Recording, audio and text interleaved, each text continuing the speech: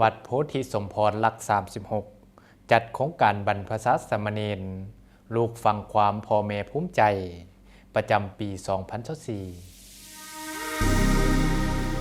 ลูกฟังความพ่อแม่ภูมิใจคือสโลแกนของโครงการบรรพชาสามเณร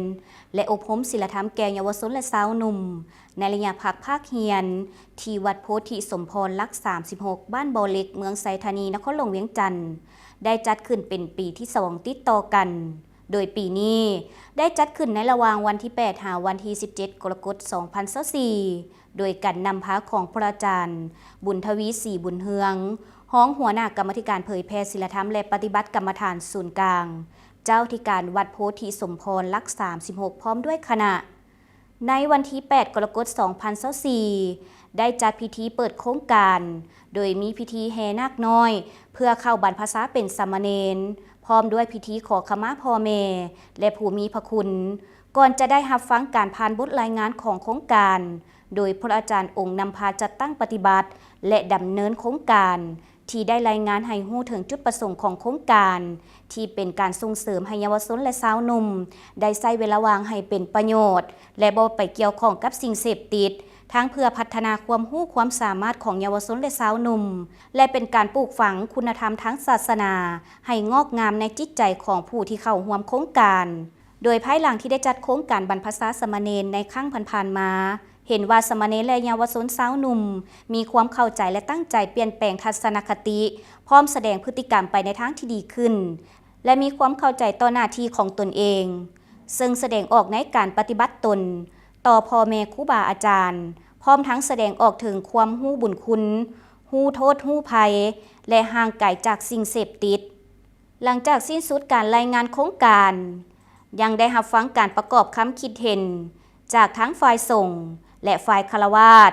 ก็คือองค์การจะตั้งทุกภาคส่วนที่เกี่ยวข้องก่อนที่พระอาจารย์ศรีทนสัญญาวงศ์สอนหัวหน้ากรรมการเผยแพร่ศีลธรรมและปฏิบัติกรรมฐานศูนย์กลางในนามองค์เป็นประธานในพิธีจะได้กล่าวคำให้โอวาทโดยในระยะดำเนินโครงการบรรดาสามเณรเยาวชนสาวหนุ่มและผู้ที่เข้าร่วมโครงการรวมจำนวน67องค์ทานก็ได้ศึกษาเรียนรู้ฝึกฝนและพัฒนาตนในหลายด้านทั้งทางโลกและทางธรรมพร้อมทั้งได้เข้าร่วมเฮ็ดกิจกรรมต่างๆทางกิจกรรมทางพระพุทธศาสนาและกิจกรรมการเรียนรู้ทั้งสังคมหลังจากโครงการได้ดำเนินไปเป็นระยะ10 วันตามกำหนดการก็ได้มีพิธีปิดโครงการลงในวันที่ 17 กรกฎาคม 2024 ซึ่งมีวาระสำคัญคือการผ่านบทสรุปโครงการการกล่าวประกอบคำคิดเห็น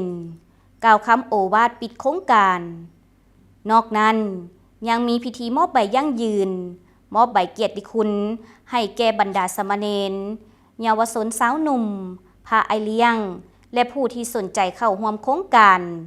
ในโอกาสเดียวกันนี้เจ้าศรัทธายังได้มอบอุปกรณ์การศึกษาให้แก่เยาวชนสาวหนุ่มเพื่อนำใช้เข้าในการศึกษาหำเฮียนภายในศกเฮียนใหม่ที่จะมาถึงนี้ก่อนจะปิดท้ายโครงการด้วยภาพบรรยากาศการเฮ็ดบุญใส่บาตรของพุทธศาสนิกชนที่เข้าร่วมในพิธีวัดโพธิสมพรถือว่าเป็นหนึ่งในอีกหลายวัดที่ได้จัดตั้งและสำเร็จการดำเนินโครงการ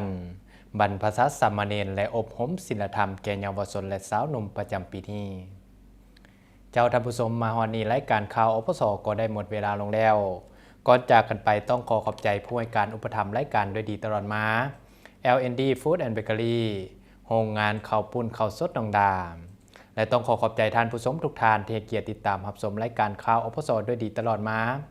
ฮอดนี้พวกข้าพเจ้าพร้อมโดยทีมงานต้องขอลาท่านผู้ชมไปก่อนแล้วพบกันใหม่สบายดี